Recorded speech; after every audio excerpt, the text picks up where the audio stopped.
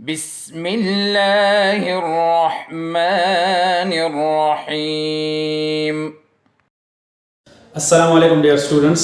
आज हम 9th class के बायो का आखिरी चैप्टर स्टार्ट करने जा रहे हैं जिसका नाम है ट्रांसपोर्ट ऐसा चैप्टर है जिसमें हम ट्रांसपोर्ट के बारे में पढ़ेंगे कि किस तरीके से मॉलिक्यूल्स हमारे बॉडी के अंदर आते हैं और फिर किस तरीके से वो वहाँ से बाहर निकल जाते हैं, और फिर जब वो हमारे बॉडी के अंदर कोई भी फूड मटेरियल आ जाते हैं या कोई भी मॉलिक्यूल्स हमारे बॉडी के अंदर आ जाते हैं तो फिर वो किस तरीके से बॉडी के एक पार्ट से दूसरे पार्ट में चले जाते हैं, और फिर जब वहाँ पे वो चले जाते हैं तो फिर किस तरीके से वो सेल को प्रोवाइड किए जाते हैं, और सेल के अंदर अगर कोई वेस्ट प्रोडक्ट प्रोड्यूस हो चुके हैं तो फिर वो वहाँ से बाहर किस तरीके से निकलता है।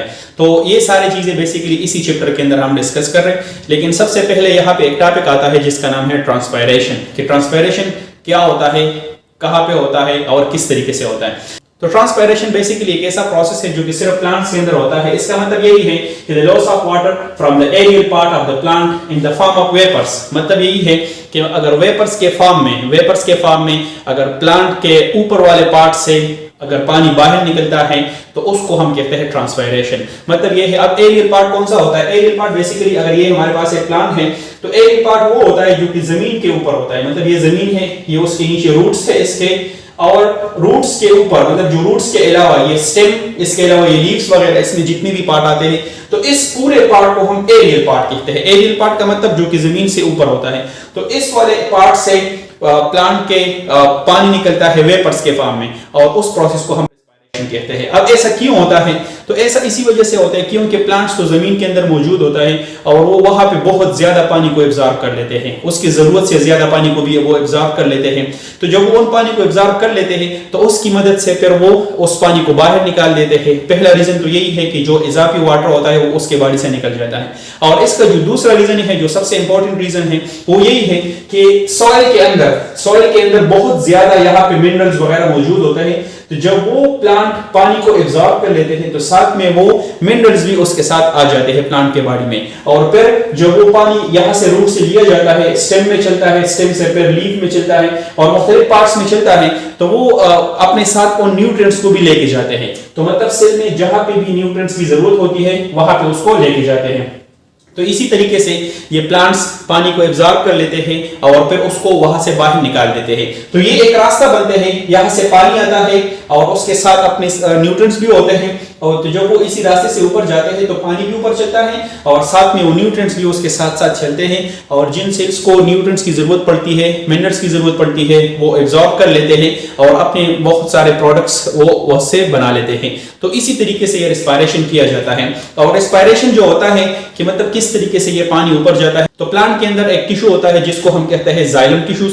उन ही जाइलम टिश्यूज की वजह से ये पानी उसके अंदर ट्रेवल करते हैं और ऊपर जो प्लांट का पार्ट होता है वहां तक पहुंच जाते हैं। तो यहाँ पे हम बात करेंगे कि तकरीबन 90% ऑफ वाटर जो होता है जब वो जमीन से एब्जॉर्ब करते हैं उसमें से वो 90% वाटर ट्रांसपायरेशन की मदद से प्लांट के बॉडी से बाहर निकलते हैं, और बाकी जो 10% पानी होता है वो प्लांट्स इस्तेमाल कर लेते हैं अपने एक्टिविटीज के लिए। और ये ट्रांसपायरेशन किस तरीके से होता है? तो ये ट्रांसपायरेशन होता है स्टोमेटा के जरिए।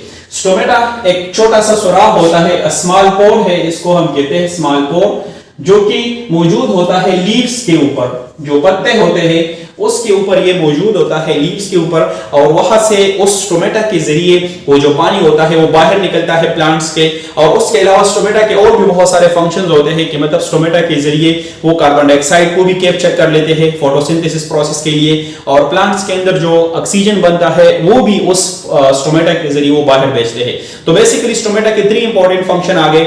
एक तो ये है कि उसके जरिए ट्रांसपायरेशन होता है, दूसरा स्टोमेटा का फंक्शन ये है कि उसके जरिए वो कार्बन डाइऑक्साइड को एब्जॉर्ब कर लेते हैं फोटोसिंथेसिस प्रोसेस के जरिए के लिए, और उसके अलावा जो तीसरा यहाँ पे उसका फंक्शन है वो ये है कि जो ऑक्सीजन उसने प्लांट्स के अंदर बने हैं वो ऑक्सीजन पर प्लांट्स के बॉडी से बाहर निकल जाता है। तो ये स्टोमेटा के बेसिकली 3 फंक्शंस होते हैं। इसके अलावा और भी है लेकिन जो मेन है वो यही है। इसके साथ साथ जो स्टोमेटा के जरिए मतलब बाहर निकल जाता है ये वो पानी होता है जो कि बेसिकली जो कि यहाँ से उन्होंने एब्जॉर्ब किया है, और इसके अलावा वो पानी होता है जो कि फोटोसिंथेसिस प्रोसेस के नतीजे में प्लांट्स ने अपने लिए वो बनाया है, तो उसके लिए वो बाहर चला जाता है।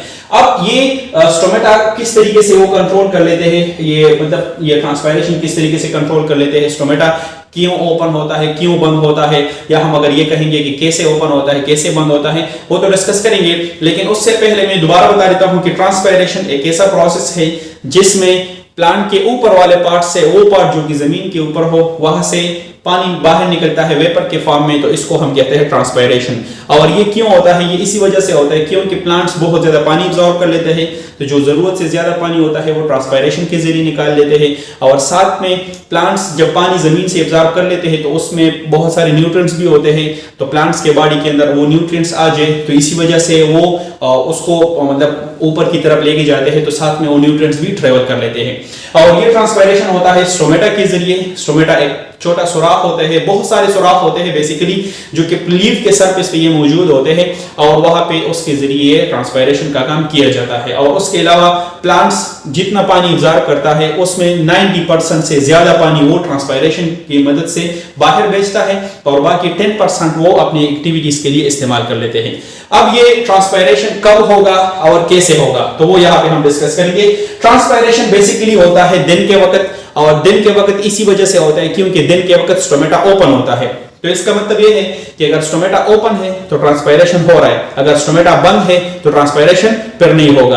अब ऐसा क्या होता है कि दिन के वक्त स्टोमेटा ओपन रहेगा और रात के वक्त स्टोमेटा बंद रहेगा, तो उसके लिए जरूरी है कि आप लोग चैप्टर नंबर 4 में से जो ऑस्मोसिस हमने किया था उसको थोड़ा सा अपने जहन में लेके आए। वहां पे हमने एक किस्म के सोल्यूशन पढ़े थे, एक था हाइपोटोनिक सोल्यूशन, दूसरा था हाइपरटोनिक सोल्यूशन, और तीसरा था आइसोटोनिक सोल्यूशन। तो हमारा काम उन दो सॉल्यूशंस के साथ है, एक हाइपोटोनिक सोल्यूशन के साथ है और दूसरा हाइपरटोनिक सोल्यूशन के साथ है। तो क्या होता है बेसिकली यहाँ पे कि अगर दिन का वक्त है तो आप सबको पता है कि दिन के वक्त में फोटोसिंथेसिस का प्रोसेस होता है। फोटोसिंथेसिस का प्रोसेस दिन के वक्त होता है, तो जब भी फोटोसिंथेसिस का प्रोसेस होगा दिन के वक्त, तो उस फोटोसिंथेसिस प्रोसेस के नतीजे में बनते हैं बहुत सारे ग्लूकोज बनते हैं फोटोसिंथेसिस प्रोसेस के नतीजे में। और जब ग्लूकोज बन जाते हैं फोटोसिंथेसिस प्रोसेस के नतीजे में, वो इसी ये जो सेल्स होते हैं स्टोमेटा के, जो सेल्स होते हैं स्टोमेटा के इर्द गिर्द जो सेल है उसको हम गार्ड सेल्स कहते हैं। इन्हीं गार्ड सेल्स के अंदर वो ग्लूकोज जमा होता जाता है। तो वहां पे हमने पढ़ा था 4th चैप्टर में कि जब सेल के अंदर सॉल्यूट की कंसंट्रेशन ज्यादा होती है, यहाँ पे ग्लूकोज सॉल्यूट है, तो अगर सेल के अंदर सॉल्यूट की कंसंट्रेशन ज्यादा होती है और सेल के बाहर सॉल्यूट की कंसंट्रेशन कम है, तो उस किस्म सॉल्यूशन को हम कहते हैं हाइपोटोनिक सॉल्यूशन। तो इसको हम कहेंगे हाइपोटोनिक सॉल्यूशन, इसको हम कहते हैं कि जिसमें सेल के अंदर सॉल्यूट की कंसंट्रेशन ज्यादा है, या हम यूं कहेंगे कि सेल के अंदर ग्लूकोज का लेवल ज्यादा हो चुका है और सेल के बाहर ग्लूकोज का लेवल कम है, तो उस किस्म सॉल्यूशन को हम हाइपोटोनिक सॉल्यूशन कहते हैं।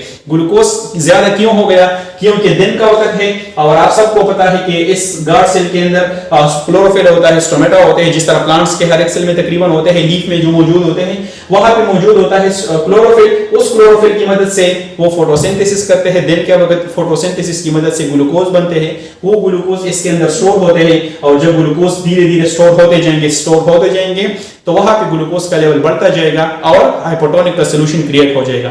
तो जब भी हाइपोटोनिक का सॉल्यूशन क्रिएट हो जाता है तो उस कंडीशन में क्या होता है कि इसके अंदर पानी आना शुरू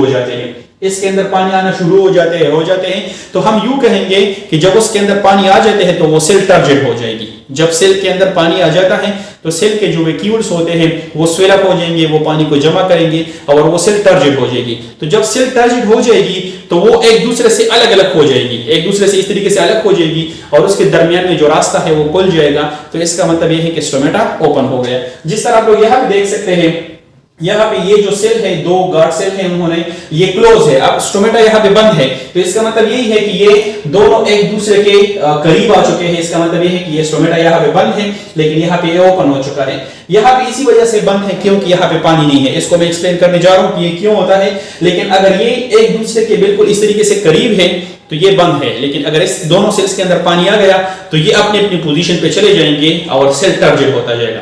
तो जो ही सेल टर्जिड होता जाएगा तो उसका दरमियान में जो स्पेस है वो ओपन हो जाएगा, और इसी तरीके से हम यूं कहेंगे कि स्टोमेटा ओपन हो गया।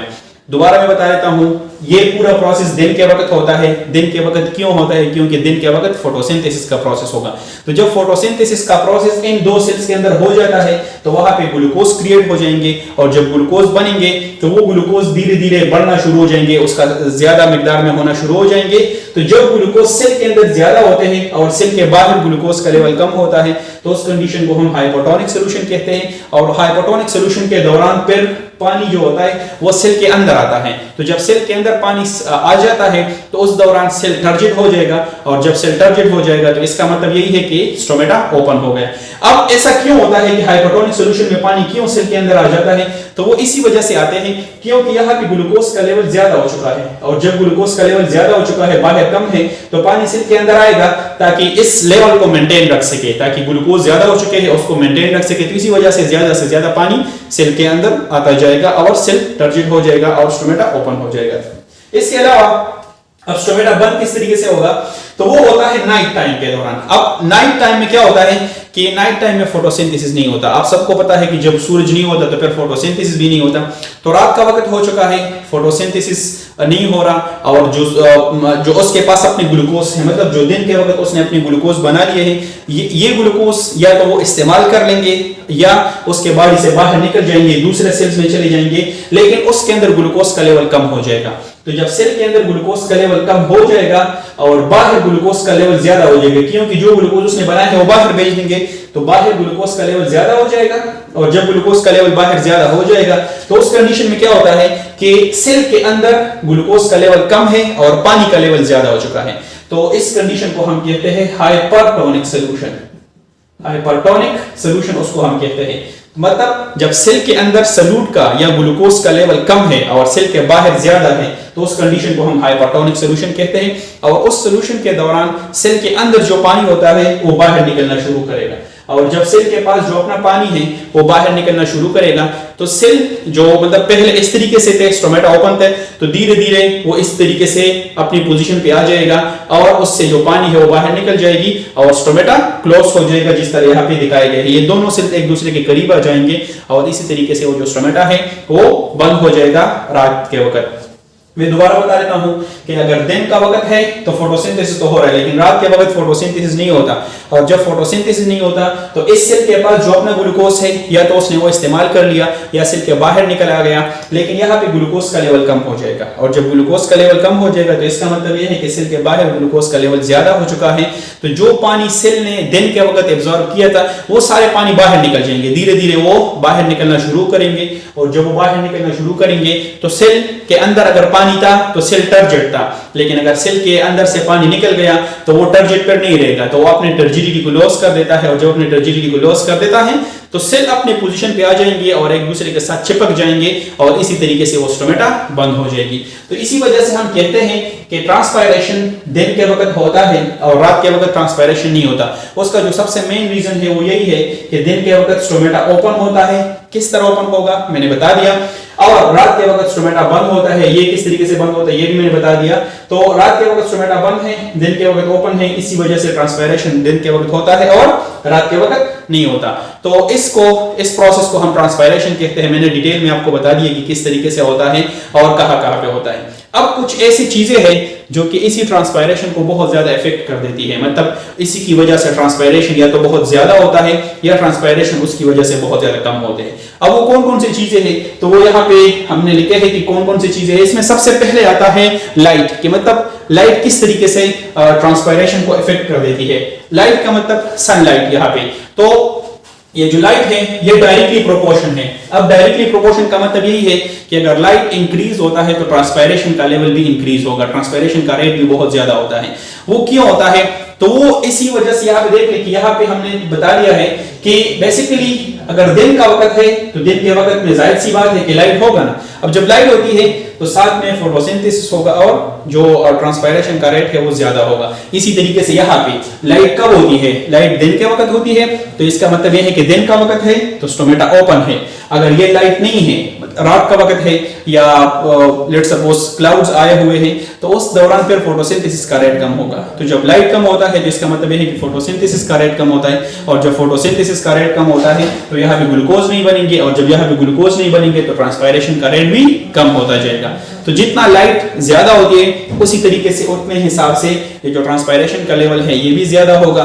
लेकिन अगर लाइट कम होती है, रात का वक्त है या क्लाउड्स आए हुए हैं, बारिश हो रही है, तो उस दौरान भी ट्रांसपायरेशन का रेट बहुत ज्यादा कम होता है, क्योंकि वो स्टोमेटा बंद होगा या पार्शियली वो क्लोज होगा। इसके अलावा जो दूसरा है वो टेम्परेचर है। अब टेम्परेचर भी ये डायरेक्टली प्रोपोर्शन है। किस तरीके से कि मतलब अगर टेम्परेचर ज्यादा होता है तो ट्रांसपायरेशन का लेवल भी ज्यादा होगा, ट्रांसपायरेशन का रेट भी ज्यादा होगा, और अगर टेम्परेचर कम है तो ट्रांसपायरेशन का रेट भी कम होगा। अब ऐसा क्यों होता है? तो ऐसा इसी वजह से होता है क्योंकि अगर लाइट है, ये दोनों एक दूसरे के साथ कनेक्टेड है।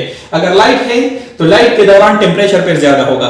मतलब यही है कि अगर लाइट बहुत ज्यादा है तो टेम्परेचर ज्यादा होगा, लेकिन अगर लाइट नहीं है, लेट्स सपोज बादल आए हुए हैं या रात का वक्त है, तो फिर उस टाइम पे टेम्परेचर भी कम होता है। तो मतलब जब लाइट मौजूद है तो टेम्परेचर ज्यादा होगा, और जब टेम्परेचर ज्यादा होगा तो ट्रांसपायरेशन भी ज्यादा होगी, और अगर टेम्परेचर कम होगा तो ट्रांसपायरेशन भी कम होगा। इसके बाद जो आता है वो है ह्यूमिडिटी। ह्यूमिडिटी ये इनवर्सली प्रोपोर्शन होता है, और इनवर्सली प्रोपोर्शन का मतलब यही है कि अगर ह्यूमिडिटी ज्यादा होती है तो ट्रांसपायरेशन का रेट कम होगा, अगर ह्यूमिडिटी कम होती है तो ट्रांसपायरेशन का रेट ज्यादा होगा। ह्यूमिडिटी किससे कहते हैं? ह्यूमिडिटी का मतलब है हवा में नमी, के मतलब वाटर वेपर्स कितने मौजूद है एयर में, उसको हम ह्यूमिडिटी कहते हैं। तो बेसिकली मिसाल के तौर पे यहाँ पे अगर ये डॉट्स मैंने बना लिए, इन डॉट्स का मतलब यही है कि ये एरिया बहुत ज्यादा ह्यूमिड है, यहाँ पे वाटर वेपर्स बहुत ज्यादा मौजूद है। तो अब अगर इस प्लांट से अपने वाटर निकलते हैं, अपने वाटर वेपर्स बाहर निकलते हैं, तो यहाँ पे ये जगह मतलब वहां से ट्रांसपायरेशन होगा, लेकिन कुछ टाइम के बाद ये सारा एरिया बहुत ज्यादा सैचुरेटेड हो जाएगी। सैचुरेटेड का मतलब यही है कि प्लांट के इर्द गिर्द पानी का लेवल बहुत ज्यादा हो जाएगा,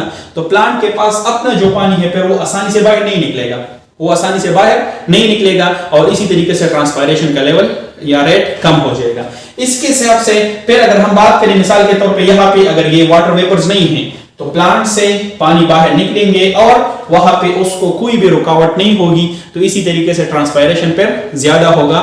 लेकिन अगर ह्यूमिडिटी ज्यादा है तो फिर ट्रांसपायरेशन कम होगा, अगर ह्यूमिडिटी कम है तो ट्रांसपायरेशन पर ज्यादा होगा, यहाँ पे मैंने बता दिया। इसके अलावा सॉइल मॉइस्चर। सॉइल मॉइस्चर का मतलब यही होता है कि जमीन के अंदर पानी का मिकदार कितना है। अब ये तो जाहिर सी बात है कि प्लांट्स जितने ज्यादा पानी को एब्जॉर्ब करेगा उतने ही ज्यादा वहां पे वो ट्रांसपायरेशन करेगा, उसको बाहर निकालेगा, लेकिन जितना कम पानी को एब्जॉर्ब करेगा उतना ही वहां पे ट्रांसपायरेशन का रेट बहुत ज्यादा कम होगा।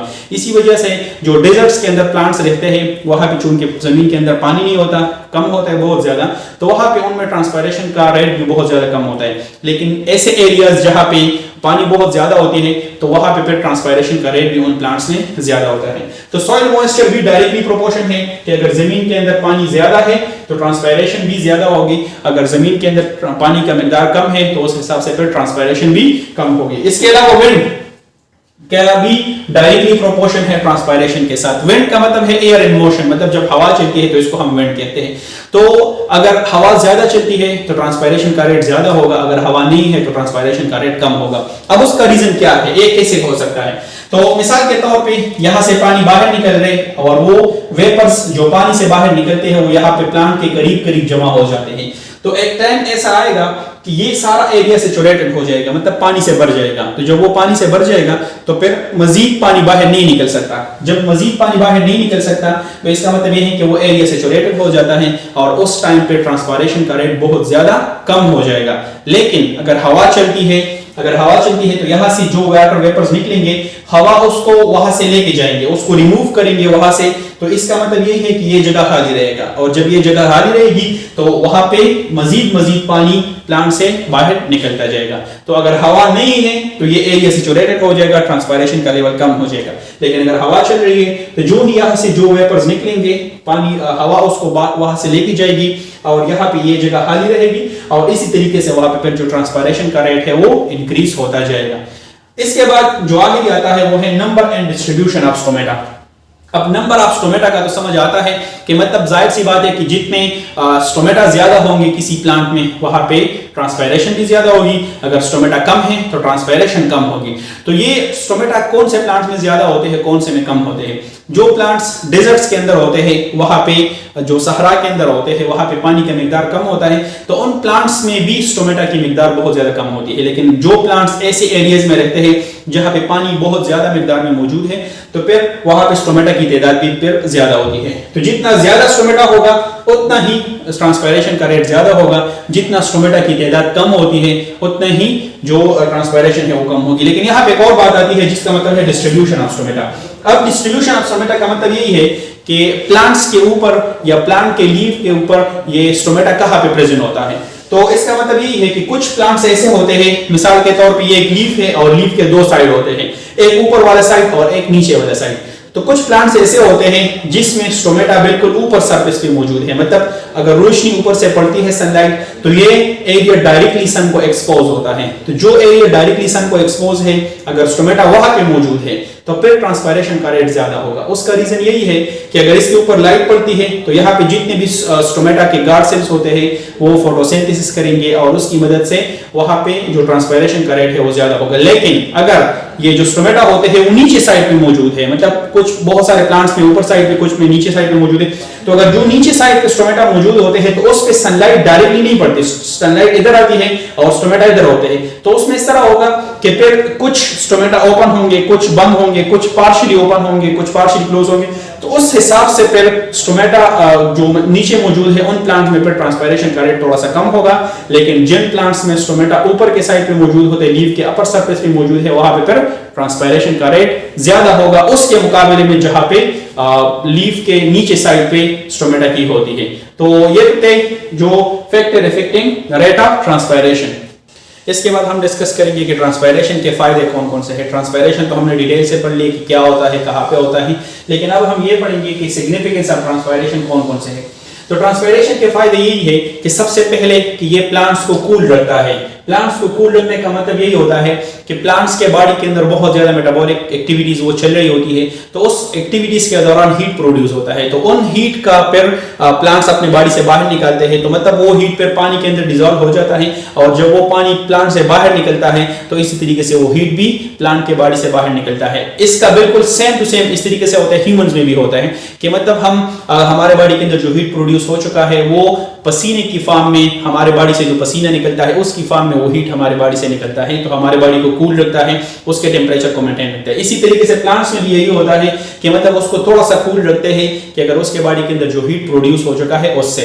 इसके अलावा इसमें ये होता है कि जो एक्सेस ऑफ वाटर होता है, मतलब प्लांट्स ने अगर जमीन से ज्यादा पानी एब्जॉर्ब किया है लेकिन प्लांट्स को उन पानी की जरूरत नहीं है तो वो तो अपने अंदर उसको स्टोर नहीं कर सकता, तो इसी वजह से फिर वहां से जो एक्स्ट्रा पानी होता है उसको बाहर निकालते हैं। तो मतलब उस एक्स्ट्रा पानी को बाहर निकालने के लिए भी ये ट्रांसपायरेशन काम आता है, ये उसके लिए भी बहुत ज्यादा जरूरी होता है। इसके अलावा यहाँ पे इसी ट्रांसपायरेशन की मदद से एक क्रिएट होता है एक फोर्स जिसको हम ट्रांसपायरेशन पुल कहते हैं।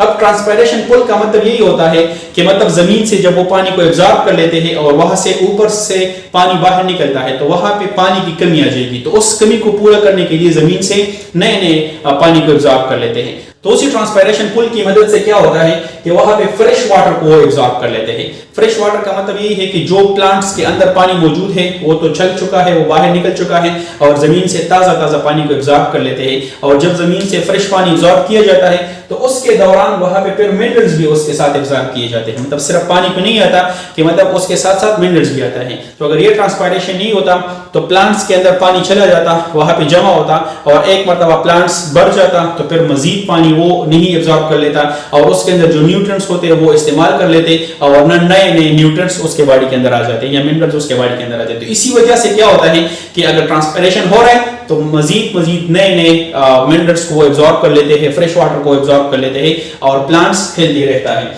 इसके अलावा ये जो ट्रांसपायरेशन होता है इसकी वजह से जो मीजोफिल टिश्यूज होते हैं वो मॉइस्ट रहते हैं। मीजोफिल टिश्यूज मौजूद होते हैं लीफ के अंदर और उसका काम यही होता है कि वो फोटोसिंथेसिस करते हैं। तो मतलब अगर वो मॉइस्ट है तो फिर उसके अंदर जो गैसियस एक्सचेंज होता है वो आसानी से होता है। मतलब ये है कि अगर लीफ का सरफेस मॉइस्ट होता है तो जो कार्बन डाइऑक्साइड एयर में मौजूद है वो उसको आसानी से कैप्चर कर सकते हैं। तो उसी गैस एक्सचेंज के लिए भी ये ट्रांसपायरेशन बहुत ज्यादा कारगर हो सकते हैं। दोबारा मैं बता देता हूं कि सबसे पहले इसमें ये है कि प्लांट्स को कूल रखता है, दूसरा यही है कि कि जो एक्स्ट्रा पानी होता है उसके साथ वो को उसको बाहर निकाल देते हैं, और साथ में जो ट्रांसपायरेशन पुल क्रिएट होता है उसी ट्रांसपायरेशन पुल की मदद से फ्रेश वाटर और नए नए मिनरल्स को एब्जॉर्ब कर लेते हैं, और साथ में जो मीजोफिल टिश्यूज होते हैं वो भी इसकी वजह से मॉइस्ट रहते हैं, और उसी मॉइस्ट की वजह से वो गैसेस एक्सचेंज आसानी से कर लेते हैं।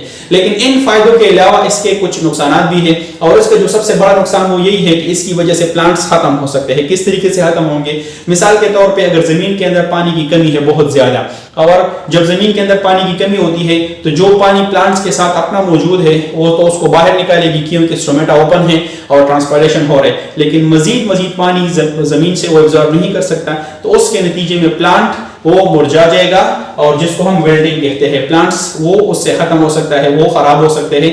तो ये ट्रांसपायरेशन के एक नुकसान भी है। लेकिन इसका हरगिज़ ये मतलब नहीं है कि अगर ट्रांसपायरेशन हम रुकवा दें, क्योंकि ये बस एक प्रोसेस है जिसकी वजह से सारी जिंदगी चलती है, और सारे प्लांट्स की जो जिंदगी है वो इसी पे डिपेंड कर लेता है। तो आज के लिए इतना ही, इंशाल्लाह फिर हम अगले लेक्चर में ब्लड को स्टार्ट करेंगे। तो तब तक के लिए अल्लाह हाफिज। अल्लाहुम्मा अंफअना बिमा अल्लमतना वअल्लिमना मा यंफअना वज़िदना इल्मा।